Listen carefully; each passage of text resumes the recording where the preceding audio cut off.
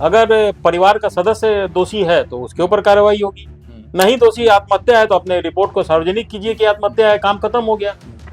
तो हर मामले की जांच सीबीआई करेगी और वही जांच पक्का होगा, वही सही होगा, तो इस बात की कोई गारंटी नहीं है।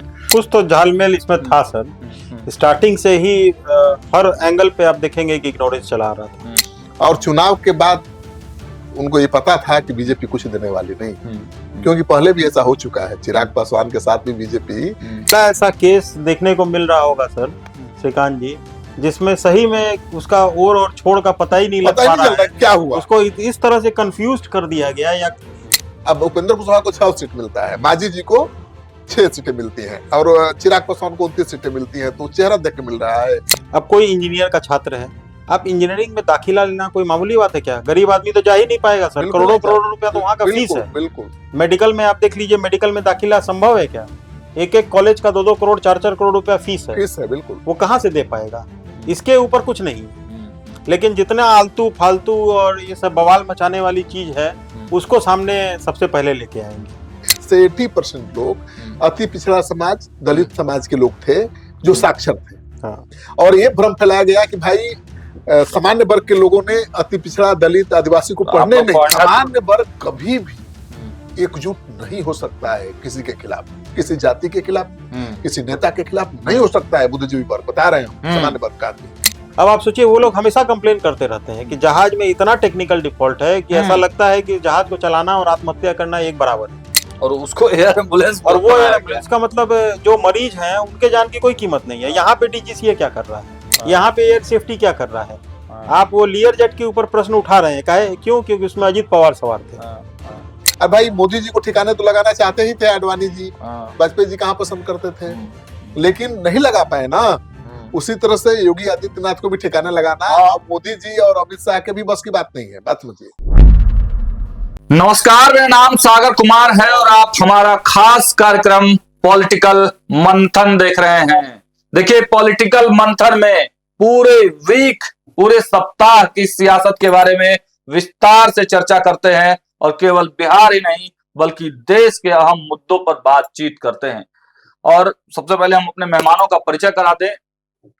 मेरे ठीक दाहिनी तरफ सिटी पोस्ट लाइव के editor in chief Shrikant Pratyush sir मौजूद हैं, बहुत बहुत स्वागत है सर आपका। मेरे ठीक बाईं तरफ न्यूज हाट के editor in chief Amit Kumar Agarwal sir मौजूद हैं, आपका भी सर बहुत बहुत स्वागत है। तो देखिए, आज विस्तार से चर्चा करेंगे, कई मुद्दे, नीट छात्रा मामले पर आज विस्तार से चर्चा करेंगे। साथ ही साथ हम लोग कुशवाहा का जो मास्टर स्ट्रोक है उस पर भी बातचीत होगी। बंगाल भी ले चलेंगे, महाराष्ट्र भी ले चलेंगे, यूजीसी पर भी गर्मा गर्म चर्चाएं होंगी। सबसे पहला सवाल सर आपसे ही शुरुआत करते हैं। नीट मामले को लेकर सरकार की नींद आखिर इतनी देर से क्यों खुली? 25-26 दिन आज बीतने को है और सारा लीपापोती के बाद फाइनली आज जो है सीबीआई को केस ट्रांसफर कर दिया गया। देखिए, इस मामले में तो शुरू से ही गड़बड़ झाला दिख रहा था। थानेदार ने गलती की, उसकी गलती पर मुहर लगा दी एसपी ने, फिर एसपी ने, फिर एसएसपी ने। जब मामला उजागर हुआ तो एसआईटी टीम गठित की गई और जांच शुरू हुई। लेकिन जांच के बाद भी आज भी पुलिस ये बताने में सक्षम नहीं है कि जांच कहां तक पहुंची है। अब देखिए, 25 लोग संदेह के घेरे में थे, उनका डीएनए टेस्ट के लिए सैंपल लिया गया। अब कहा जा रहा है कि जो लड़की के प्राइवेट पार्ट्स पर स्पर्म मिले थे वो 18 से 21 साल के युवाओं के जी। 5 युवा उस उम्र के लोग रडार पर जी। इस बीच खबर आती है कि डीजीपी ने बुलाया परिवार को और जांच अधिकारियों के सामने बिठाकर बातचीत की। जांच अधिकारी ये समझाने की कोशिश कर रहे थे कि ये आत्महत्या है, ये हत्या नहीं। एक तरफ तो मेडिकल रिपोर्ट में कुछ और बात आ रही है कि भाई लड़की के प्राइवेट पार्ट पर स्पर्म मिले, पोस्टमार्टम में भी ये और एफएसएल में भी ये रिपोर्ट मिला। डीएनए रिपोर्ट अभी आई नहीं थी कल तक, जब तक डीजीपी मिल रहे थे। तो जब डीएनए रिपोर्ट अभी तक नहीं आई है और एफएसएल रिपोर्ट में साबित हो गया है कि उसके साथ रेप हुआ है, फिर ऐसे में क्यों जांच अधिकारी ये कन्विंस करने में तुले हुए थे कि भाई ये हत्या नहीं आत्महत्या है? मुझे तो समझ में नहीं आ रही है कि पुलिस क्या करना चाहती है। अमित सर, न्याय मिलने में देरी कहा जाता है कि न्याय न मिलने के बराबर होता है। ऐसे में सीबीआई जांच इतना मतलब करने के बावजूद लगता है कि सीबीआई बहुत सारे ऐसे केस पड़े हुए हैं अभी भी जिसके फाइनल तह तक नहीं पहुंच पाई है सीबीआई। देखिए, एक तो 1 महीना पहले ही गुजर चुका है तकरीबन। 6 तारीख की घटना, ये 6 जनवरी की घटना है मेरे ख्याल से। जी जी। उसके बाद परिजन कंटिन्यू, आप देखेंगे कि परिजन परेशान हो रहे हैं। कभी एसआईटी का जवाब उनको देना है, कभी उनको डीजीपी के यहाँ बुलाया जाता है, कभी एसएसपी के यहाँ बुलाया जा रहा है, और रिजल्ट कुछ भी नहीं। कितने भी नेता हैं, चाहे पप्पू यादव हो या कोई भी हो, वो हल्ला करते रह रहे हैं, लेकिन उसका कोई फाइनल कंक्लूजन या रिजल्ट नहीं आ पा रहा है। परसों परिजन को पटना बुलाया गया, पटना में डीजीपी से उनको मिलवाया गया। आउटकम क्या आया? निकलने के बाद वो लोग हेडक्वार्टर से निकलने के बाद, या डीजीपी के आवास पे मेरे ख्याल से मिलने वो गए थे, निकलने के बाद परिजन संतुष्ट नहीं थे। उनका ये कहना था कि जो डिटेल उनको बताया जा रहा है उससे वो संतुष्ट नहीं है। जो आत्महत्या हत्या वाली जो थ्योरी पे पुलिस काम कर रही है उससे वो बिल्कुल भी संतुष्ट नहीं है। फिर एक और बात सामने आई कि परिजन, अब इसमें कितनी सच्चाई है ये कोई नहीं जानता है, परिजन के द्वारा ऐसा कहा जा रहा है कि या तो ये आत्महत्या पे आप लोग एग्री कर जाइए, या तो फिर ये आपके परिवार से संबंधित कोई ऐसा परिवार के पुराने शादी समारोह के वीडियोस मांगे जा रहे हैं, डराने का भी प्रयास एक तरह का। अब ये डराने का या किस ढंग का है ये तो भाई वही लोग समझ पाए, लेकिन परिजन के हिसाब से तो ऐसा ही लग रहा है। ये बिका हुए हैं, पुलिस सब बिके हुए हैं। पुलिस डीएसपी रहे चाहे एसपी रहे, चाहे कौन चौधरी हैं, कौन चौधरी तो बुला रहे हैं। कहानी एक भी रूप हमको मिल नहीं रहा है यहाँ, और इस तरह किया जा रहा है, लग रहा है कि कुछ न कुछ हम ही लोग दोषी हैं। ये सम्राट चौधरी जी बुला रहे हैं, बताइए हम किस बेसिस पे उनसे मिले? यहाँ डीजीपी साहब कुछ बोल रहे हैं, वो कल बोला गया सर, इसके बारे में तो माँ ही बताएगी। माँ बेचारी रो के निकल रही है। आप लोग नाराज दिख रहे हैं, बात नहीं हुई जो होना चाहिए। बात होती तो फिर नाराज क्यों निकलते? क्या बोला कि आप मिलने के लिए आए हुए थे? वही पुराना चीज जो आ रहा है अभी तक, वही मान लीजिए कि सुसाइड कर ली बस, रेप नहीं हुआ इसके साथ। डीजीपी बोले, हाँ, माता जी से ही बोले जबरन कि कुछ नहीं हुआ है, रेप नहीं हुआ है, अजीब है मामला दबाने की कोशिश पूरा पूरा पूरा। तो ये क्या, अगर मान लीजिए कि उनके परिवार का ही कोई सदस्य इन्वॉल्व अगर है, सही में अगर है, ना कोई रिश्तेदार भी है, तो कोई रिश्तेदार भी है सर, तो इसका मतलब उसको दरकिनार थोड़ी कर दिया जाएगा। कोई क्राइम अगर किसी का रिश्तेदार करता है तो ऐसा तो है नहीं कि वो क्षम्य है। अगर है वो, तो ये बात करने का ऑप्शन देने का कहाँ से सीन बनता है? अगर परिवार का सदस्य दोषी है तो उसके ऊपर कार्रवाई होगी, नहीं दोषी आत्महत्या है तो अपने रिपोर्ट को सार्वजनिक कीजिए कि आत्महत्या है, काम खत्म हो गया। अब ठीक है, अब सीबीआई को चला गया है केस, अब सीबीआई नए एंगल से क्या उसमें निकालती है, अब तो देखने वाला विषय है। ऐसे तो हजारों मैटर ऐसे हैं जो सीबीआई अभी तक कोई फाइनल कंक्लूजन पे नहीं पहुंच पाई है। श्रीकांत सर, आप तो पुराना अनुभव रहा है, कई कांडों को आपने देखा होगा। तेजस्वी यादव ने आज सोशल मीडिया पर नवरूणा कांड की चर्चा की और कहा कि उस कांड में भी जो है पुलिस नहीं पहुंच पाई, सीबीआई तह तक नहीं पहुंच पाई। तो क्या ऐसे नहीं, सीबीआई का कन्विक्शन रेट आप देखिएगा तो कहीं भी से भी सीबीआई जो जांच करती है उस मामले में कन्विक्शन रेट बिहार पुलिस से भी कम है। अच्छा, बिल्कुल। तो हर मामले की जांच सीबीआई करेगी और वही जांच पक्का होगा, वही सही होगा, कोई इस बात की कोई गारंटी नहीं है। और बिहार पुलिस जो जांच करेगी वो सही नहीं होगा, ये भी कहना सही बात। कभी कभी स्टेट की पुलिस केंद्रीय जांच एजेंसियों से बढ़िया जांच कर सकती है, और पहली बार तो शुरू किया है जांच का काम बिहार पुलिस ने। लेकिन सर 3 दिन तक तो स्पॉट पे गए ही नहीं थाना प्रभारी। भाई तो चूक सामने आई ना, थाना प्रभारी ने बड़ी भूल की, डीवीआर लेने के लिए अपने ड्राइवर को भेज दिया, ड्राइवर वो भी प्राइवेट ड्राइवर को भेज दिया, अपने खुद नहीं गई। तो सवाल तो उठा, घेरे में तो आई हूँ। सवाल ये भी तो उठना चाहिए कि भाई अब उनकी रिपोर्ट पर मुहर कैसे लगा दी एसपी ने, कैसे उसको सही मान लिया सिटी एसपी और एसएसपी ने? ये भी तो डे वन से लापरवाही, तो डे वन से लापरवाही तो दिख ही रही है।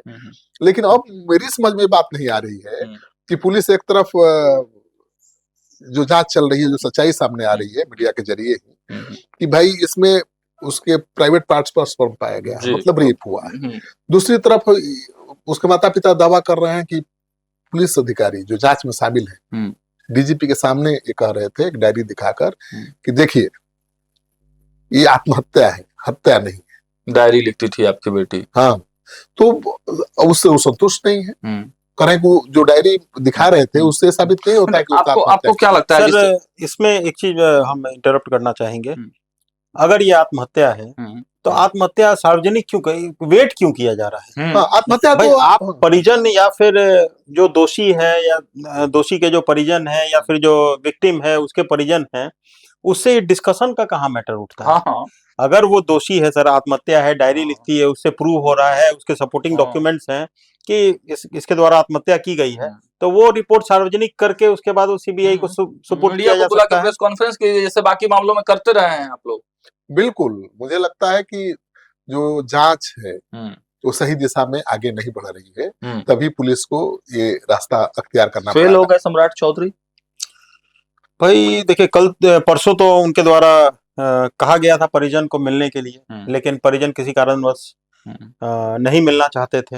हो सकता है कि भाई बहुत परेशान हो रखे, महीना भर से परेशान थे परिजन, तुरंत वहाँ डीजीपी से मिल के आए थे तो नहीं मिले होंगे। अब कंप्लीटली फेल तो इसलिए नहीं कहा जा सकता है, सीबीआई की मांग हो रही थी परिजन के द्वारा ही, और परिजन ने परिजन के कहने पे ही या फिर उस दबाव में या फिर राजनीतिक दबाव में सीबीआई को सुपुर्द किए। लेकिन सर परिजन ने का लास्ट स्टेटमेंट वहां से डीजीपी से यहाँ से निकलने के बाद जो डिस्कशन उन लोगों में हुई है डीजीपी के आवास पर, परिजन उस समय तक कह रहे थे कि नहीं अब आप ही लोग जांच कीजिए, सुप्रीम कोर्ट में रिट भी लगाया गया है। अब नहीं चाहता था परिवार की सीबीआई के पास जाए क्योंकि मैटर और ज्यादा फिर बड़ा होगा और ये फाइनल नहीं है कि भाई अब तुरंत डिसीजन आ ही जाएगा। नहीं, चारों तरफ से मांग उठ रही थी और पुलिस अभी किसी नतीजे पर नहीं पहुंच पा रही थी कि भाई रेप हुआ तो है, ये तो लेकिन किरकिरी तो हो गई ना सर। हाँ, पूरे बिहार पहले पूरे देश में किरकिरी, पहले दिन से ही पुलिस की किरकिरी हो रही है और पुलिस के नाम पर बट्टा लगा हुआ है, कोई शक नहीं है। ये बहुत पहली बार इस तरह का मामला सामने आया है। और मेरे को तो ये लगता है श्रीकांत जी कि अगर सत्र शुरू नहीं हो रहा होता विधानसभा का तो इतनी जल्दी सीबीआई को सुपुर्द हो सकता है। बिल्कुल, अब नहीं सत्र में हंगामा होता, बवाल होता। माले ने तो विधानसभा घेराव का पहले ही ऐलान कर दिया है और विपक्ष सदन के अंदर बाहर सरकार को घेरने की कोशिश करता। तो जो मांग थी परिवार वालों की, पहले तो मांग थी सीबीआई जांच हो, और परिवार तो पुलिस पर भरोसा जता ही नहीं रहा है। वो कह रहा है कि पुलिस सही दिशा में जांच नहीं कर रही है, तो सरकार ने भी सोचा कि चलो सीबीआई को सौंप देते हैं। अच्छा, आप तो सर बिहार पुलिस के काफी करीब से मतलब देखते रहे हैं, उनका जो रवैया रहा है, उनका काम करने का तरीका रहा है, तो क्या कोई शुरुआत में जिस एंगल से मतलब जांच चलती है, क्या उसी दिशा में तमाम जो अधिकारी हैं लग जाते हैं उसको करने के लिए कि वरिष्ठ अधिकारी लगते हैं तो कोई नया एंगल भी ढूंढते हैं अधिकारी? नहीं ढूंढते हैं, देखिए इसमें भी तो एसआईटी जब इन्वॉल्व हुई तो उसने नए तरीके से जांच शुरू की, पटना से जहानाबाद तक जांच गई। अब परिजनों का आरोप है कि एसआईटी की टीम परिवार पर ही शक कर रही है, उनके रिश्तेदारों पर ही ज्यादा शक कर रही है। 7 बार पूछताछ कर चुकी है परिजनों से। हॉस्टल संचालक को अभी और जिनको पहले दिन ही गिरफ्तार करके हिरासत में रखना चाहिए था, रिमांड पर लेकर पूछताछ करनी चाहिए थी, उनको कुछ मिनटों की बातचीत के बाद छोड़ दिया गया। अभी तक तो कोई प्रमुख अभियुक्त गिरफ्तार ही नहीं हुआ है। कुछ तो झालमेल इसमें था सर। स्टार्टिंग से ही हर एंगल पे आप देखेंगे कि इग्नोरेंस चला रहा था लगातार। जब ये घटना 6 तारीख को घटी उसके बाद थाना का इग्नोरेंस, उसके बाद फिर बिना पुख्ता जानकारी के एसएसपी एसपी के द्वारा जो बयान दिया गया वो भी गलत साबित हो गया बाद में। तो शुरू से ही कुछ ना कुछ गड़बड़। लेकिन ऐसा जैसे बिहार में जब से गृह मंत्री सम्राट चौधरी बने हैं तब से उम्मीद कुछ ज्यादा ही जाग गई थी। सबको ऐसा लग रहा था कि जो सुशासन का तमगा नीतीश जी के ऊपर था वही सुशासन देखने को सम्राट चौधरी गृह मंत्री के रिजिम में भी मिलेगा। लेकिन अगर इस तरह की घटना लगातार घटती रही और कोई बहुत प्रॉपर संज्ञान नहीं लिया गया तो फजीयत झेलना आगे पड़ सकता है। पुलिस की तो बहुत बदनामी हुई है इस कांड से। बदनामी तो हुई है, लेकिन सवाल सर एक आपसे मेरा है, क्योंकि जो चर्चाएं बाहर निकल कर आई, जो आरोप डीजीपी पर लग रहे हैं, नहीं ये एकदम हम किसी हालत में मानने के लिए तैयार नहीं है। जैसा उनके बारे में सुनने में आता है या जानकारी है, वो कॉम्प्रोमाइज करने वाले अधिकारी तो नहीं किसी भी हालत में दिखाई देते हैं। खाटी ईमानदार अधिकारी हैं और उनके ऊपर प्रश्न उठाना तो बड़ा मतलब ये मतलब सही नहीं रही। देखिए, अनुसंधान के लिए ही विनय कुमार जाने जाते हैं। हाँ, अनुसंधान में उनको महारत हासिल है। महारत हासिल है। जी हाँ, हाँ। एक से एक मामलों का उन्होंने अनुसंधान किया है, सफलता प्राप्त की है। क्योंकि यहाँ पहले ही केस खराब हो गया, वो डीजीपी तो वो शुरू से जांच करेंगे नहीं। हाँ, वो तो थानेदार का काम है, फिर एएसपी का, फिर एसपी का, फिर एसएसपी का। तो यहाँ चूक हो गई, जो जहाँ सही निचले लेवल से ही चूक हुई। तो डीजीपी तो ऐसा भी संभव है हाँ। सर क्या कि नीचे लेवल से ऊपर के अधिकारी को सही सूचना, सही जानकारी, पुख्ता सब बातें नहीं बताई या गलत देखिए, बताई जा रही confuse किया गया ना? बिल्कुल, confuse ये किया गया बिल्कुल है, क्योंकि अभी 2-3 दिन पहले मेरी जानकारी जो है, एक जूम मीटिंग लिया गया है, जिलों के तमाम जो है एसपी वगैरह उसमें मौजूद थे, डीजीपी साहब थे, तो बड़ी फटकार लगाई गई है कि जिलों की सूचना मीडिया के माध्यम से पुलिस के मुख्यालय तक आती है। इसको लेकर बहुत ज्यादा मंथन हुआ है कि आप लोग क्यों नहीं देते हैं, कप्तान साहब क्यों नहीं देते हैं, मीडिया के माध्यम से पुलिस मुख्यालय तक क्यों आता है। तो ये बिल्कुल एक गैप है जिला और नहीं, एक बार हम आपको बताते हैं कि खुद किसी कारण से मिलना मेरा हुआ था डीजीपी साहब से। उनके द्वारा बताया, इतना बढ़िया सिस्टम उनके द्वारा बताया जा रहा था कि एक व्हाट्सएप ग्रुप बना हुआ है, जिस ग्रुप में सारे जिले से खबरें, जो भी डेटा है वो इकट्ठा की जाती है, उसका यहाँ पे पूरा रिकॉर्ड बनता है। तो सिस्टम सारा बहुत सटीक तरीके से उनके द्वारा बनाया गया है। अब हो सकता है कि उसको फॉलो प्रॉपर ढंग से नहीं किया जा रहा हो सभी जिला के द्वारा। ठीक है, इसमें अब क्या हो सकता है? रोशनी कुमारी पे पहले आते हैं, जो सबसे बड़ी चूक जो है उन्हीं की दिखती है इस पूरे मामले में। तो क्या किसी पुलिस पदाधिकारी को, थाना प्रभारी को केवल सस्पेंड ही किया जा सकता है? लॉ क्या कहता है? ये चूक नहीं है, ये बिल्कुल बड़ा क्राइम अपराध है। बिल्कुल, ये नेग्लिजिबल तो थोड़े ऑफेंस है। ये तो उन्होंने जानबूझ करके गलती की है, ये भूल नहीं इसका है। कानूनी गलती पक्ष नहीं है सर, ये अपराध ये है। अपराध है। नहीं, तो इसका कानूनी मैंने पक्ष पर्दा डालने की कोशिश की है। 3 दिन तक आप स्पॉट पर नहीं गई जहां पर लड़की के साथ रेप हुआ है, और उससे ऊपर के अधिकारियों ने और बड़ी भूल की है कि थानेदार की रिपोर्ट को सही मान लिया और उसके आधार पर यहाँ तक बयान दे दिया कि रेप ही नहीं हुआ है। भाई, अभी एफएसएल रिपोर्ट नहीं आई है, डीएनए टेस्ट नहीं हुआ है, आपने कैसे कह दिया कि रेप नहीं हुआ है? बर्खास्तगी उसके आपको शरीर पर लगता चोट है के कि निशान है। लगता है कि रोशनी कुमारी की बर्खास्तगी हो सकती है, हो सकती है? बिल्कुल, ये बहुत बड़ा अपराध है मुझे लगता है, और उनकी तो नौकरी भी जा सकती है, नौकरी जा सकती है। और बाकी ऊपर के जो अधिकारी हैं वो भी कटघरे में खड़े हो सकते हैं। सबसे सवाल जवाब हो सकता है। देखिए, लेकिन सस्पेंशन तो केवल सर, जब सस्पेंशन की बात हुई तो केवल निचले ही पदाधिकारियों तक सस्पेंशन करके रोक दिया गया ना, ऊपर तक तो नहीं गया। तो मतलब लिपापोती यहाँ भी होगा। हाँ, देखिए, शुरू से ही प्रयास किया गया, लास्ट तक यही प्रयास किया गया।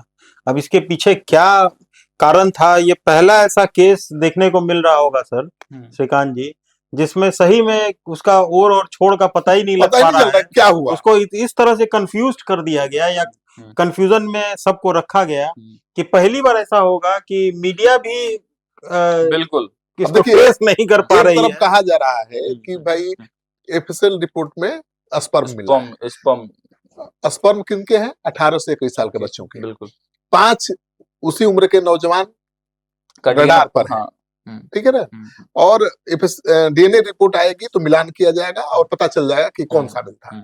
दूसरी तरफ डीजीपी के घर पर जाते हैं माता पिता, जांच अधिकारी वहां शामिल होते हैं। डीजीपी ने कहीं नहीं कहा कि आप कहिए कि आत्महत्या है, नहीं, परिवार के जो जांच अधिकारी थे वो डीजीपी के सामने परिवार को कन्विंस कर रहे थे कि ये आत्महत्या है। और ये भी सर पुष्टि नहीं है खबर की, मतलब ये परिवार के लोग तो जांच चल रही है अभी, एफएसएल डीएनए रिपोर्ट नहीं आई है, और रेप साबित हो गया है ना भाई, कि रेप तो हुआ है। डीएनए रिपोर्ट नहीं आई है, और सर एम्स की रिपोर्ट भी तो नहीं आई है ना। बिल्कुल, एम्स की भी रिपोर्ट नहीं आई है। इसमें सर ये समझ में नहीं आता है कि परसों जब उसके माता पिता आए थे, उसके बाद उनके मामा को भी किसी थाने में एसपी या एसएसपी के द्वारा बुलाया गया था, क्यों भाई? उनके मामा से कई बार पूछताछ हो चुकी है। हाँ, हो चुकी है। माँ बाप से 7 बार पूछताछ की जा चुकी है, तो उनको तो यही कहना है कि भाई हम ही क्यों संदेह के घेरे। सर, इसमें एसआईटी गठित हुई तो कोई इंडिविजुअल क्यों बार बार बुलाया जा रहा है? बिल्कुल, क्यों नहीं टीम के सामने बुलाया नहीं, यहाँ माता पिता को बुलाकर बात करने की कोई जरूरत ही नहीं थी, उनकी राय लेने की क्या जरूरत है? हाँ, और राय की क्या जरूरत है? आप छानबीन कीजिए ना। छानबीन करिए, और जो नतीजा निकले प्रेस कॉन्फ्रेंस करके ऐलान करिए। चाहे उनके परिवार के सदस्य फंसे या अब क्या लग रहा है सर, अब आप लोग अब क्या तो लगता मामला है? सीबीआई को सौंप दिया गया। अब जांच चलेगा, लंबा जांच चलेगा। लंबा कहीं भी चलेगा भाई। सीबीआई के पास केवल एक ही केस है क्या? हम्म। सीबीआई जांच और कोई करेगी। जादू की छड़ी तो है नहीं सीबीआई मुझे के पास। लगता है कि अब ये बिहार लंबा पुलिस ही जांच करती जी, तो नतीजा निकलता है, सही बात है सर, क्योंकि मुझे विनय कुमार पर बहुत भरोसा है। भरोसा था। देखिए गलती नीचे के अधिकारियों ने की है, हम्म। तो उसको करेक्ट करना उन्हीं के काम था, वो करेक्ट तो करते हैं। कहा जा सकता है कि सरकार ने ही इस पूरे मामले को फिलहाल ठंडे बस्ते में डाल दिया।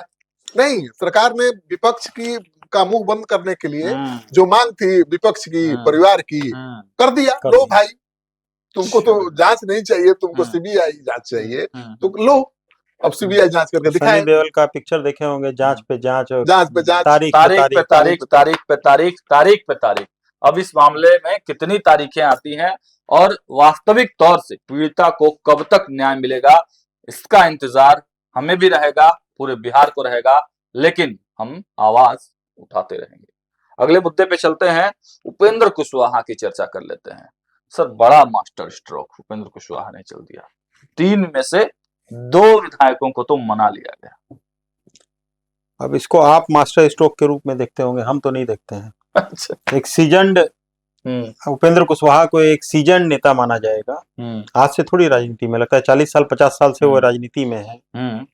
4-5 गिन के विधायक है, उसको भी इलेक्शन के तुरंत बाद, रिजल्ट डिक्लेयर होने के बाद वो संभाल नहीं पा रहे हैं। तो कौन तरह के सीजन नेता है भाई कि 4 और 5 विधायक भी उसमें से भी कंट्रोल में नहीं। हाँ, उसमें से भी परिवार के हैं और वो कंट्रोल में आपके नहीं आ रहे हैं। और ये जो टेम्पोररी अरेंजमेंट मान लीजिए हुआ है अभी, इसको कितने दिन तक संभाल, अगर नहीं संभाल पा रहे हैं तो इसको कितने दिन तक संभाल पाएंगे? इसमें भी एक विधायक उनके नहीं थे मौजूद। हाँ, रामेश्वर महतो अभी भी नाराज हैं। रामेश्वर महतो तो बोल ही चुके हैं कि अब वापसी संभव नहीं है। हाँ, लेकिन सवाल ये उठता है कि कहाँ जाएंगे, कहाँ जाएंगे, अकेले कहाँ नहीं। जाएंगे? पहले उपेंद्र कुशवाहा पे आते हैं। जैसे सर ने कहा कि मतलब इतने लीजेंड नेता हैं और अपने 4-5 विधायकों को भी नहीं संभाल पा रहे हैं, तो ये गलती देखिए मुश्किल में है वो। है क्या कि बीजेपी ने चुनाव के पहले उनको वादा किया था कि आप भाई आपको राज्यसभा भेजेंगे और बेटे को एमएलसी बना देंगे, चाहे एक एमएलसी देंगे, आप जिसको बनाइए, एक एमएलसी देंगे। और चुनाव के बाद उनको ये पता था कि बीजेपी कुछ देने वाली नहीं, क्योंकि पहले भी ऐसा हो चुका है। चिराग पासवान के साथ भी बीजेपी करार कर चुकी थी कि चुनाव बाद राज्यसभा भेज देंगे, ये कर देंगे, लेकिन जीतन राम मांझी के साथ भी, हाँ बिल्कुल, तो उनको लगा कि भाई अब तो हम 4 ही विधायक जीते हैं, ठीक है, और उसमें एक एमएलसी का जो कमिटमेंट है वो अब पूरा नहीं करने वाली है बीजेपी, क्योंकि वो तो कहेगी कि भाई आपको राज्यसभा भेजना है, एमएलसी भी दे, कैसे संभव है? पत्नी तो जीत गई, विधायिका बन ही गई है ना। तो उन्होंने खतरा को भांपते हुए उस समय मास्टर स्ट्रोक अपने हिसाब से, उस समय मास्टर स्ट्रोक खेला था। बिल्कुल, कि बेटे को अचानक आखिरी क्षण में, आपने देखा होगा कि कैसे पहुंचे थे, आखिरी क्षण में उनके बेटे पहुंचे थे ओथ लेने के लिए। एकदम लग रहा है कि एकदम अभी फैसला हुआ है। तो बीजेपी तैयार नहीं थी, कुर्ता बंडे भी नहीं सिला पाए थे, हालांकि अभी भी कुर्ता बंडे नहीं पहनते हैं, बहुत सीधे एक्शन मोड में भी दिख रहे हैं, पढ़े लिखे हैं। और सबसे ज्यादा चर्चा में विजय सिन्हा है या तो दीपक प्रकाश है। 2 ही मंत्री हैं जो एक्शन दिखाई दे रहे हैं। उनके योग्यता पर कोई सवाल नहीं उठा सकता है, लेकिन उपेंद्र कुशवाहा के जो विधायक हैं, जो उनसे बहुत करीब से जुड़े हुए हैं, बहुत दिनों से हैं, जैसे माधव आनंद शुरू से ही रहे उनके साथ, पार्टी, तो उनको भी उम्मीद थी कि भाई पहला मंत्री बनने का मौका मिलेगा एक आदमी का, तो मेरा मिलेगा। जो आलोक सिंह है, उन्होंने पार्टी की बहुत मदद की थी। हालांकि उपेंद्र कुशवाहा ने भी उनके लिए लड़ा, लड़ के टिकट दिलवाया, जिताया, विधायक भी बनाया। तो उनका भी दावा था कि भाई मंत्री अगर कोई बनेगा तो मैं ही बनूंगा। लेकिन उपेंद्र कुशवाहा को बनाना पड़ा, किसको? बेटे को, क्योंकि नहीं बनाते तो उनको एमएलसी नहीं मिलता। तो सर एक चीज इसमें हम जोड़ना चाहेंगे कि इसमें कमजोरी किसकी कही जाएगी? चिराग पासवान अपनी पार्टी में, आप देखिए, भारती बने, भारती को टिकट दिया गया, या फिर इस तरह से परिवार के सदस्यों को जो टिकट दिया गया, उनके ऊपर तो कोई विद्रोह या पार्टी के अंदर विद्रोह या उतना बड़ा सवाल नहीं उठ पाया, क्योंकि वो मजबूती से अपने पार्टी को पकड़ रखे थे, पकड़ उनकी पार्टी में थी। यहाँ पे ऐसा क्यों है? पार्टी के सर्वे सर्वा तो वही है। उपेंद्र कुशवाहा में फर्क है। चिराग पासवान का जो वोट बैंक है बहुत सॉलिड है, और मतलब तभी तो 29 सीटों पर लड़े भाई। नहीं तो आप कह रहे हैं कि उपेंद्र कुशवाहा से बड़े नेता है चिराग पासवान? नहीं, जनाधार के आधार पर तो है। अब उपेंद्र कुशवाहा को 6 सीट मिलता है, मांझी जी को 6 सीटें मिलती हैं और चिराग पासवान को 29 सीटें मिलती हैं, तो चेहरा देख के मिल रहा है। सर तो जनाधार। रिजल्ट के हिसाब से ही तो एडमिशन होगा। जनाधार के हाँ हिसाब से तो बिल्कुल। उनका रिजल्ट पहले अच्छा लोकसभा का था, उसी हिसाब बिल्कुल। से विधानसभा डिसाइड हुआ सर। केवल रिजल्ट से ही नहीं, उनका सॉलिड हाँ, वोट बैंक बिल्कुल, है और ट्रांसफरेबल है। सर उपेंद्र कुशवाहा का ट्रांसफरेबल। नहीं है ट्रांसफरेबल। नहीं, एक और चीज गड़बड़ देखना हो पड़ेगा सर कि चिराग पासवान के ऊपर ट्रस्ट बीजेपी का डोला नहीं है या किसी भी पार्टी गया। ये का। भी बड़ा कारण हाँ है, यह भी बड़ा कारण है। ये भी बड़ा कारण लेकिन अभी का जो डिसीजन रहा उससे क्या लगता है कि ये है। उन्होंने और ठीक किया है, फिलहाल यही रास्ता था। हाँ, पार्टी टूट जाती, लग रहा था आज टूट जाएगी, कल टूट और जाएगी। राजपूतों को भी साध लिया प्रदेश बिल्कुल, अध्यक्ष बना के। शाहाबाद में उन्होंने कुशवाहा के नेता तो है ही, हाँ और अब आलोक सिंह को प्रदेश अध्यक्ष बनाकर उन्होंने राजपूत कुशवाहा की जोड़ी बनाई है। तो शाहाबाद में असर पड़ेगा, उनका प्रभाव फायदा बढ़ेगा, होगा। वो मजबूत हाँ। होंगे, राजनीतिक रूप से मजबूती उनको रास्ता कोई और नहीं था, रास्ता यही था उनके पास। लेकिन माधव आनंद का क्या? माधव आनंद ने तो परसों भी मैंने जब बातचीत किया तो वो कहे कि हम लोग पार्टी के साथ मजबूती के साथ हैं, लेकिन मंत्री बनने की सारी योग्यता मेरे पास तो है ही। और भाई मैंने पहले ही कहा आपको कि हाँ। माधव आनंद और आलोक सिंह तो हम्म, उसके दावेदार थे ही, हाँ, लेकिन उपेंद्र कुशवाहा की भी मजबूरी समझिएगा ना भाई। हम्म, अब उनको एमएलसी एक लेना है हाँ, बीजेपी से, और वो एमएलसी मिलता ही नहीं माधव आनंद या किसी आलोक सिंह को बना देते एक मंत्री। चर्चा चल रही थी, आपसे हम डिस्कस करना चाहेंगे कि क्या लग रहा है। एक चर्चा थी कि क्या माधव आनंद आने वाले समय में पार्टी के राष्ट्रीय कार्यकारी अध्यक्ष बनाए जा सकते हैं? बिल्कुल बनाया जा सकता है, माधव आनंद को महत्वपूर्ण जिम्मेवारी मिल सकती है। पहले भी वो बोर्ड में उपाध्यक्ष थे, अब वो पद खाली हो गया है विधायक बनने के बाद, तो अब देखना है कि उस पद पर किसको उपेंद्र कुशवाहा बैठा। पुराने साथी को ले भी रहे हैं सर, अभी मदन चौधरी है, उनको भी बनाया है उन्होंने। हाँ बिल्कुल, लेकिन चर्चा भी ये चल रही है कि अपनी बहू को वो नागरिक परिषद का पद पर बैठाना चाहते हैं, लेकिन इसमें सच्चाई नहीं, उपेंद्र कुशवाहा की तरफ से इसको कंफर्म नहीं किया हाँ, अभी गया है। कंफर्म नहीं किया गया, और लग मुझे रहा नहीं है कि लगता है कि ऐसा इतनी करेंगे। हाँ इतनी किरकिरी कर देते हैं, लेकिन इतनी किरकिरी होने के बाद अब थोड़ा सा डाउट लगता है। नहीं, उनके प्रवक्ता के द्वारा भी इस चीज को डिनाई किया गया था कि ऐसा हाँ ऐसा कोई कुछ नहीं है। औपचारिक। हाँ, ये हवा में बातें हैं। जी। तो उपेंद्र कुशवाहा अगर नागरिक परिषद के किसी पद मिलने की बात आती है, और मांझी और उपेंद्र कुशवाहा लोजपा की तरफ से मांग तो हो ही रही है कि आयोग और बोर्ड में मिलना चाहिए। सवाल ये है सर, इनसाइड स्टोरी क्या रही होगी? क्या लग रहा है, मतलब कैसे माने होंगे ये विधायक? तीनों तो एकदम एकजुट थे। अब देखिए, ये कहना बड़ा मुश्किल है। माधव आनंद भी उपेंद्र कुशवाहा के बेहद खास हैं। हाँ, नाराजगी तो स्वाभाविक है, जो जितना करीब होता है उतनी ही ज्यादा उसका दावा मजबूत होता है, और दावा जब नहीं मिले अधिकार तो नाराजगी भी उतनी बड़ी होती है, तो मानना स्वाभाविक था। और आलोक सिंह और माधव आनंद कहाँ जाते भाई? अब उपेंद्र कुशवाहा के विधायकों को तोड़कर बीजेपी लेगी या जेडीयू लेगा तो अच्छा मैसेज जाएगा। क्या लगता है कि भाजपा भी अंदर कुछ बैटिंग की है उपेंद्र कुशवाहा के लिए? जरूर की होगी, बिल्कुल बिल्कुल की, एकदम 100% भाजपा नहीं चाहती तो होता ही नहीं। हाँ, जो फोटो, ये बहुत बड़ा पॉइंट है। जो फोटो को लेके ये सारा बवाल उठा था, बिल्कुल, जो नितिन नवीन के साथ फोटो वायरल हुआ था और जहां से बवाल शुरू हुआ था, तो 100% साफ है कि भाई भाजपा का इसमें बहुत बड़ा रोल होगा। और माना तो यही जा रहा था कि लोग बीजेपी और के साथ ऑप्शन भी नहीं है सर, कहाँ जाएंगे? कहाँ जाएंगे? अरे कहाँ जदयू में जाएंगे, एनडीए के किस पार्ट में जाएंगे? किस पार्ट में जाएंगे? तो इनकी मजबूरी भी थी, नाराजगी जताना उनका हक था, वो जता दिया। रामेश्वर महतो का क्या होगा? रामेश्वर महतो देखिए ज्यादा एग्रेसिव है। हाँ, सबसे ज्यादा एग्रेसिव वही है। वही उन्होंने ही शुरुआत की थी ये विद्रोह की, और वो चिंगारी बहुत बड़ी हो गई देखते देखते। अब उनके बाद आलोक सिंह भी, आलोक सिंह कभी खुलकर नहीं बोले, लेकिन बोले नहीं, लेकिन गुट में थे, और तीनों की बैठकें होती थी, और वही चिंता की बात थी उपेंद्र कुशवाहा के लिए, क्योंकि 4 में से 3 विधायक अगर एक साथ हो गए तो पार्टी तोड़ने में कोई दिक्कत नहीं आ रहा। लेकिन मुझे लगता है कि अब सब कुछ ठीक है, ऑल इज वेल, वो भी आ जाएंगे देर सवेर, क्योंकि उनको उम्मीद है जेडीयू से, वो जेडीयू से ही आए हुए हैं। रामेश्वर महतो के बारे में एक और चर्चा चल रही थी कि कुछ लोगों के बहकावे में भी वो आ गए थे। हाँ, और जेडीयू से ही आए हुए हैं। हाँ, तारीफ भी कर रहे हैं हम नीतीश कुमार जी की, तो चाहते हैं, लेकिन मुझे नहीं लगता नीतीश कुमार जी अकेले उनको लेंगे।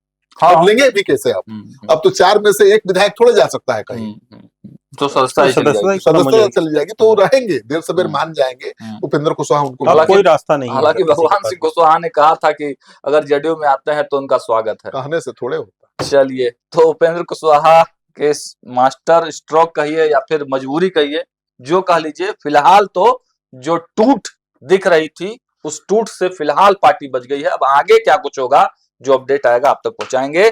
लेकिन एक जो सबसे बड़ा मुद्दा है, बिहार नहीं देश का मुद्दा है, देश में गृह युद्ध जैसी स्थिति लाने वाला एक यूजीसी नई नियमावली को लेकर हम दोनों लोगों की प्रतिक्रियाओं लेंगे। सर, पहले आपसे ही शुरू करते हैं। यूजीसी नियमावली को लेकर पूरे देश में बवाल, एक पक्ष और एक विपक्ष। हालांकि रोक लग गया है, लेकिन बैकफुट पर भाजपा आ गई। देखिए, यूजीसी का रूल तो पहले भी था, ऐसा नहीं था कि नहीं हाँ, लेकिन उसमें ओबीसी लेकिन नहीं जो बदलाव किया गया है उसको लेकर नाराजगी है। हाँ, ओबीसी को उसमें शामिल कर दिया हाँ, गया। यही सबसे तो बड़ा। ओबीसी को शामिल करने के बाद क्या हुआ कि केवल सामान्य वर्ग अलग थलग पड़ गया, हाँ, और वही सबके निशाने पर आ गया। बिल्कुल। अगर ओबीसी उसमें नहीं रहता शामिल, हाँ, वो तो पहले से नियम था ही। तो था ही। और दूसरी बात यह है कि जो नियम था पहले कि जो गलत शिकायत करेगा उसके खिलाफ भी कार्रवाई होगी। हाँ, उस क्लॉज को हटा दिया गया। तो ये तो साफ हो गया कि भाई अब निशाने पर लिया जा रहा है सामान्य वर्ग के छात्रों को। मुख्य यही था सर, अगर ओबीसी को ये लोग डाले भी थे तब भी इतना बवाल नहीं मचता अगर वो क्लॉज नहीं होता जिसमें कि कंप्लेनेंट जो रहेंगे उनके ऊपर कोई अगर गलत पाया जाता है तो उनके ऊपर कोई एक्शन नहीं होगा। और लेकिन आप ये देख लीजिए, अमित जी, आंकड़ा देख लीजिए सोशल मीडिया पर जो चल रहा है, सरकारी आंकड़ा तो नहीं है मेरे पास, वो चल रहा है कि जो दलित, अति पिछड़ा, आदिवासी के खिलाफ 0 पॉइंट समथिंग है नहीं, जो केसेज हैं वो सबसे ज्यादा ओबीसी के खिलाफ, ओबीसी के द्वारा किए गए। वो भी सर ओबीसी पर ही आरोप है। उनका अपमान करने, उनके खिलाफ। और वो भी सर पूरे भारत के सारे यूनिवर्सिटी को निकाला जाएगा तो 0.00% बहुत कम है। 2-3 उदाहरण ऐसे हैं जहां पर आत्महत्या कर ली, कुछ एक रिसर्च स्कॉलर ने कर ली थी, एक छात्रा ने मेडिकल। सवाल है कि सर इसमें तो भाजपा फंस गई ना, बहुत बुरी तरीके से फंस गई। यूजीसी सबसे पहले तो ये कहना चाहेंगे कि यूजीसी को सबसे पहले ओबीसी इसमें रखना है या नहीं रखना है, कानून में क्या परिवर्तन करना है, इसके ऊपर सबसे ज्यादा संज्ञान लेने के लिए वो तैयार बैठा है। मान लीजिए कि किसी भी तरह का जो रिजल्ट कभी डिले होता है या प्रॉपर ढंग से यूनिवर्सिटीज में कार्य नहीं हो रहे हैं, एग्जामिनेशन लेट हो रहा है, इसके ऊपर कोई संज्ञान नहीं लेना, चिंता नहीं है, उसका कोई चिंता नहीं। यूजीसी बनाया क्यों गया था, उसकी कोई चिंता नहीं है इन लोगों को। देखिए 2-4 साल मेन काम जो था मतलब यूजीसी का कि शिक्षा के स्तर में सुधार कैसे हो। 2-4 साल में आप देख लीजिए भाई, कितने ऐसे केसेज हैं। 3 ही 4 केस मुझे जहां तक ध्यान में है चर्चा में आया था। एक रिसर्च स्कॉलर ने आत्महत्या कर ली थी, एक मेडिकल की छात्रा ने आत्महत्या कर ली थी, रोहित मेमुला के केस से 4-5 केस हैं। जैसे अगर मेडिकल को आप ले लीजिए या फिर जनरल शिक्षण संस्थान में कहीं भी ले लीजिए तो यूजीसी और एनएमसी जो होता है, नेशनल मेडिकल कमीशन, और यूजीसी, ये दोनों के अंडर में ही सारे यूनिवर्सिटीज आते हैं। अब कोई इंजीनियर का छात्र है, आप इंजीनियरिंग में दाखिला लेना कोई मामूली बात है क्या? गरीब आदमी तो जा ही नहीं पाएगा सर, करोड़ों करोड़ रुपया तो वहाँ का फीस है। बिल्कुल। मेडिकल में आप देख लीजिए, मेडिकल में दाखिला संभव है क्या? एक कॉलेज का 2-2 करोड़ 4-4 करोड़ रुपया फीस है। बिल्कुल। वो कहाँ से दे पाएगा? इसके ऊपर कुछ नहीं है। लेकिन जितना आलतू फालतू और ये सब बवाल मचाने वाली चीज है उसको सामने सबसे पहले लेके आएंगे। देख, मुझे लगता है कि अपना अनुभव लोग कहेंगे बड़ी बात कर रहे हैं। 2 ही जाति होती है, एक गरीब जात, एक अमीर जात। मेरा मानना है कोई जाति के नाम पर मान लीजिए कोई सामान्य वर्ग का आदमी है तो फिर आप भी ट्रोल होइएगा सर। ठीक है, गरीब और अमीर 2 ही जाति होती है अपने देश में भाई। तो हर गरीब कंचना यादव बता रहे हैं कि फंसाना चाहिए, हर गरीब के अधिकार की सुरक्षा। कंचना यादव जैसे राजद की प्रवक्ता है, बता रहे हैं सागर जी, कंचना यादव, वो फंसाना चाहिए कि फंसाना चाहिए सवर्णों। अब यही हम लोग बैठ के सर वही होगा। देखिए, पहले नहीं, दलित और अति पिछड़ा समाज के लोग, चाहे आदिवासी समाज के लोग केस नहीं करते थे झूठा, जान लीजिए। अच्छा, कुछ लोग करवा देते थे उनसे। जैसे आप हम 2 बड़े लोग हैं तो सामान्य वर्ग के, हम में लड़ाई है तो हमने एक ओबीसी को खड़ा करके, एक दलित को खड़ा करके आपके खिलाफ केस करवा दिया। सर हम भी ओबीसी हैं, पैसा देके करवा दिया। एक बात कर रहे हैं कि हमने पैसा देके आपके खिलाफ केस करा दिया। तो ओबीसी, ईबीसी और सामान्य वर्ग की बात नहीं है, यहाँ राजनीति है, सीधी राजनीति है। बीजेपी जो मैसेज देना चाहती है वो दे चुकी है। लेकिन सर ये फंस कैसे गई, इतनी बड़ी फंसी है, तो जो मैसेज देना चाहती है दे दी है। सागर जी दिलचस्प ये है, अभी हम लोग डिस्कस भी कर रहे थे सर आपके चैम्बर में बैठ के कि 1818वीं शताब्दी का जो हम लोग देख रहे थे उसमें सर 90% साक्षरता भारत में है। भारत की साक्षरता जो थी वो 90% थी। 1812 में 90% साक्षरता अपने देश की थी। हाँ, अपने और देश आज की थी। कितनी अब है? 90% अगर था तो 90% में क्या सिर्फ स्वर्ण या यही लोग थे? अब भाई भारत की आबादी अगर कुछ भी रही होगी तो 90% तो भाई सब अग्री जाति के तो हो नहीं सकते हैं। उसका आंकड़ा ये भी कहता है कि 70 से 80% लोग अति पिछड़ा समाज, दलित समाज के लोग थे जो साक्षर थे। हाँ। और ये भ्रम फैलाया गया कि भाई सामान्य वर्ग के लोगों ने अति पिछड़ा, दलित, आदिवासी को पढ़ने नहीं देते थे ना सर। यही तो बोल रहे हैं। अरे मान लीजिए कि उस समय गुरुकुल में पढ़ाई होती थी। हाँ। अब गुरुकुल में 90% साक्षरता है तो पढ़ के वहीं से निकले हैं ना। वहीं से पढ़ के तो दलित, इसका मतलब है कि पिछड़ा दलित हो, पिछड़ा हो, अग्री जाति के हो, सब वहीं पढ़े सब हैं। वहीं पढ़े हैं, वहीं से निकले थे और 90% साक्षरता दर थी। अब अंग्रेजों ने मैकाले पद्धति लाई और गुरुकुल को खत्म किया गया। तो अब देख लीजिए उन्होंने ही जहर बोना शुरू किया। मैकाले की शिक्षा क्योंकि सामान्य वर्ग के लोग ठीक है वो सबको साथ लेकर चलते। लेकिन दोनों लोगों की दो बातें हैं। सर कह रहे हैं कि भाजपा फंस गई, आप कह रहे हैं कि भाजपा जो मैसेज देना था, मेरा मैसेज दे दिया भाजपा ने जो देना था कि भाई ओबीसी, ईबीसी, दलित, आदिवासी, लेकिन हम तो आपके लिए कलेजा खोल के रखने वाले हैं, हमको जो चाहे कर ले। अब तो विरोध, आप क्या करें? सर ये किस्मत है भाजपा का कि कोई हिंदी भाषी क्षेत्र में, कोई राज्य में इलेक्शन नहीं है। नहीं तो ये मैसेज बहुत लंबा चला जाता सर। बंगाल में तो बीजेपी को सोच के ही तो किया है। वही बात है सर। बंगाल अगर समय देखकर ही किया है, ऐसा थोड़ा का समय कर दिया है। बंगाल बिहार चुनाव के पहले क्यों नहीं हो गया? इधर बताइए। तो फायदा होगा इससे बीजेपी को? अरे वैसे तो चला ही गया कि बीजेपी से ज्यादा हितैषी ओबीसी, ईबीसी, दलित, आदिवासी का कोई नहीं है। प्रधानमंत्री मोदी सब बेकार है। खूब नरेंद्र मोदी गाली सुन लिए इस मुद्दे पे। खूब मोदी की जाति भी खूब सवर्ण। सामान्य वर्ग कभी भी एकजुट नहीं हो सकता है किसी के खिलाफ, किसी जाति के खिलाफ, किसी नेता के खिलाफ नहीं हो सकता है। बुद्धिजीवी वर्ग बता रहे हैं, सामान्य वर्ग का आदमी वो फिर भूल जाएगा, ऑप्शन ही नहीं है वो भूल जाएगा और ये देखेगा कि कौन देश को बढ़िया से चला सकता है, उसी को वोट देगा। तो मोदी जी को कहाँ खतरा है भाई? कोई नुकसान नहीं है, बल्कि एक मैसेज उन्होंने दे दिया कि हम सबसे ज्यादा हितैषी हैं। लेकिन इन लोगों का क्या सर, कंचना यादव जैसे प्रवक्ताओं का क्या, ये लोग खुलेआम बोलती हैं सब फंसाना क्या होगा उनके कहने से? इसी वजह से तो रिपोर्ट में भी हम देख रहे थे, कहा गया कि ये दो जो प्रवक्ता हैं इनके वजह से भी राजद का ये हाल हुआ है। भाई आप देखिए ना, आप जैसे श्रीकांत जी बोल रहे हैं कि मैसेज भाजपा की तरफ से दिया गया, तो अगर मैसेज भाजपा की तरफ से दिया जा रहा है इसके पक्ष में, तो ये भी तो अपना मैसेज देना चाहेंगे।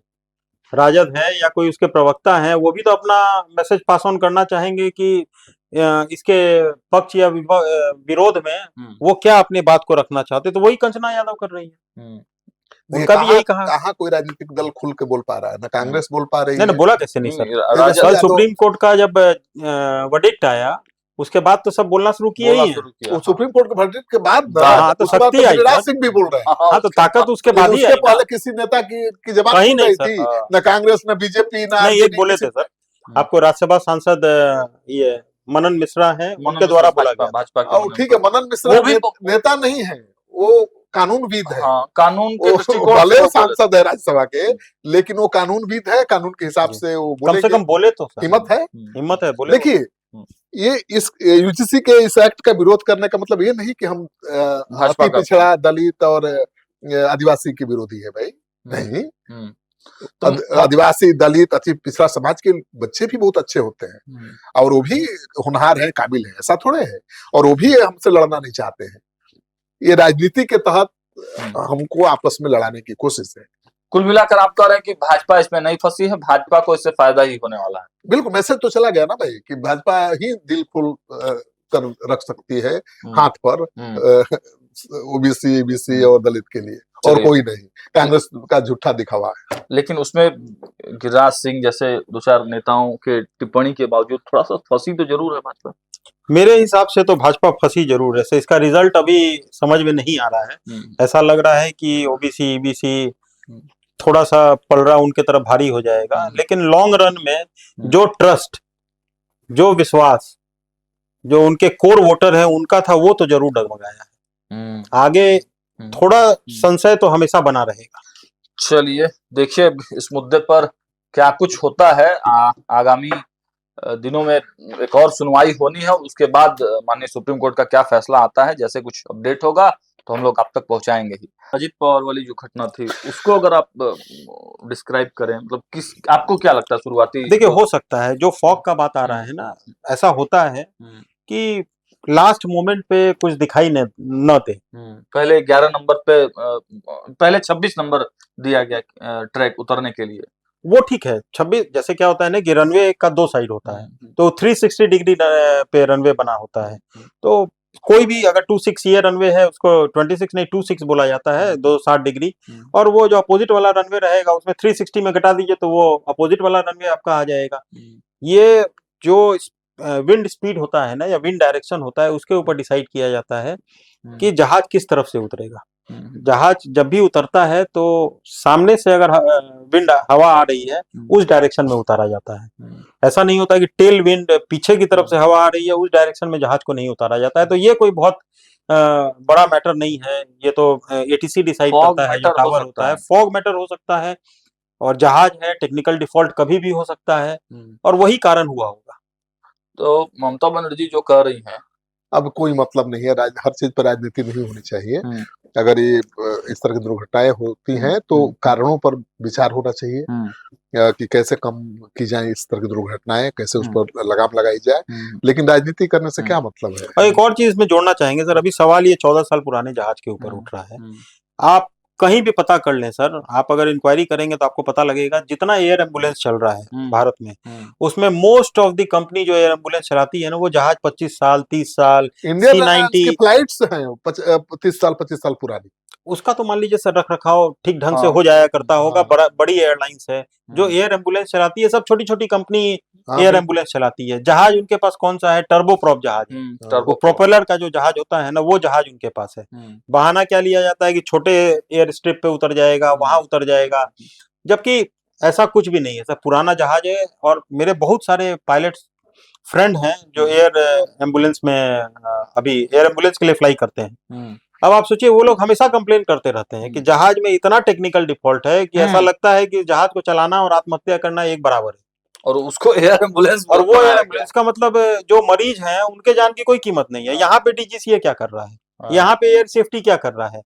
आप वो लियर जेट के ऊपर प्रश्न उठा रहे हैं, काहे क्यों? क्योंकि उसमें अजीत पवार सवार थे। उसमें हमारे जैसा और आपके जैसे लोग अगर सवार हैं तो वो जहाज 40 साल पुराना हो, काम नहीं भी कर रहा हो तो कोई बात नहीं, मरने दो। और रेट देखिए तो 1.5 लाख से 9 लाख तक घरेलू उड़ानों का रेट है। एयर एम्बुलेंस का हम बात कर रहे हैं। मुंबई से दिल्ली 5 से 7 लाख, दिल्ली से कोलकाता 10 से 11 लाख, मतलब इतना रेट है एयर एम्बुलेंस का। और यूज क्या किया जाता है तो एक बीच क्राफ्ट करके आता है सर, बीच क्राफ्ट C90। आपको याद होगा श्रीकांत जी, आप तो काफी साल से बिहार में पत्रकारिता कर रहे हैं। पहले बिहार सरकार के पास जो जहाज हुआ करता था वो C90 होता था। बिल्कुल बिल्कुल। वो अब वो सब बदल गया। हाँ, वो बदल गया। वो सब जहाज आप मैक्सिमम जगह पे देखेंगे उस टाइप का ही फ्लीट एयर एम्बुलेंस में ये लोग चलाया करते हैं, जो आउटडेटेड हो चुका है एक तरह जो खतरनाक है, जानलेवा साबित हो सकता है क्योंकि रख रखाव उस ढंग का नहीं हो पाता है एयर एम्बुलेंस। एक हिंदुस्तान डॉर्नियर 228 ये भी यूज किया जाता है। सब वही टर्बो प्रॉप जहाज है। लेकिन फिर भी मैं कहूंगा कि जो प्लेन की यात्रा है सबसे ज्यादा सुरक्षित है। प्लेन की यात्रा बिल्कुल, हवाई जहाज की यात्रा सबसे ज्यादा सुरक्षित है। आप एक्सीडेंट का पूरा देख लीजिए, साल भर का रिकॉर्ड, सबसे तो सबसे ज्यादा सुरक्षित हवाई यात्रा ही है। ट्रेन और सड़क यात्रा से ज्यादा सुरक्षित हवाई यात्रा है। घटनाएं दुर्घटनाएं होती रहती हैं, होती रहेंगी, इसको पूरी तरह से रोक पाना बड़ा मुश्किल है। चलिए, तो आज के डिबेट को यहीं पर समाप्त करते हैं। हर सप्ताह में आपके लिए विशेष चर्चा हम लोग करते हैं और अंदर खाने की जो खबरें होती हैं उस पर विस्तार से हमारे जो गेस्ट हैं वो बताते हैं। तो जुड़े रहिए हमारे साथ और अपनी जो चर्चाएं हैं, आपके मन में जो सवाल उठ रहा है, कार्यक्रम कैसा लगा ये तो आपको बताना ही है, लेकिन अगर कुछ सवाल हो, कुछ टॉपिक्स हो जिस पर आप चाहते हैं कि हम चर्चा करें तो वो कमेंट बॉक्स में जरूर रखें। देखते रहिए न्यूज़ 8। बहुत बहुत धन्यवाद।